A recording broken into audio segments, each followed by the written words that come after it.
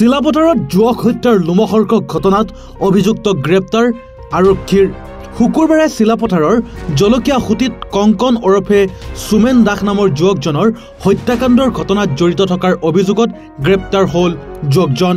ধৃত অভিযুক্ত ধেমাজিৰ 30 বছৰৰ উত্তম সিনহা। চিলাপথাৰৰ বালিগাঁৱত মোমায়েকৰ ঘৰত থাকি ট্ৰেক্টৰ চলাইছিল উত্তমে।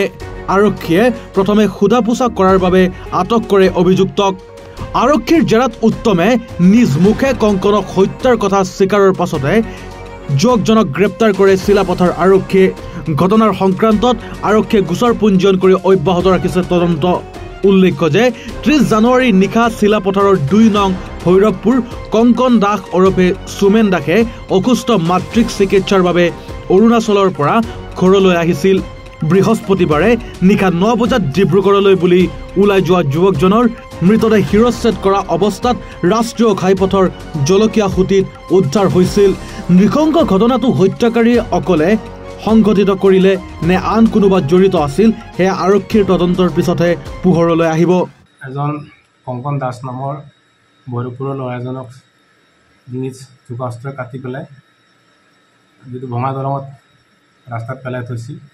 তাৰপিছত তদন্তক্ৰমে আমি মাননীয় ধেমাজি জিলা আৰক্ষী অধীক্ষক মহোদয়, অতিৰিক্ত আৰক্ষী অধীক্ষক মহোদয় আৰু DSP সকলোৱে ঘটনাস্থলী উপস্থিত হৈ ছুপাৰভাইজ কৰি ঘটনাত তদন্ত কৰে আৰু সেই মৰ্মে তেওঁলোকৰ নিৰ্দেশমৰ্মে আমি তদন্ত কৰা হয়।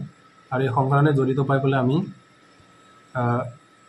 তপন সিনহা এলাইচ উত্তম সিনহাক আমি গ্ৰেপ্তাৰ কৰিছোঁ আৰু তেওঁ ব্যৱহাৰ কৰা যিটো ডেড বডি লৈ গৈছিল পেলাবলৈ ট্ৰেক্টৰখন আমি জব্দ কৰিছোঁ।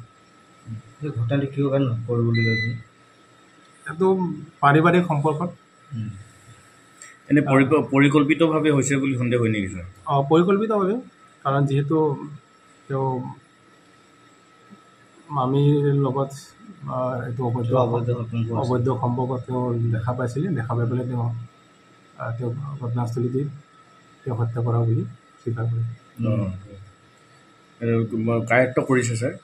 কৰায়ত্ব কৰিবলৈ আমি অনুসন্ধান কৰি আছোঁ। জোনাইৰ পৰা মাধুৰ্য প্ৰতিম গগৈৰ ৰিপৰ্ট, এনিভাৰত 24।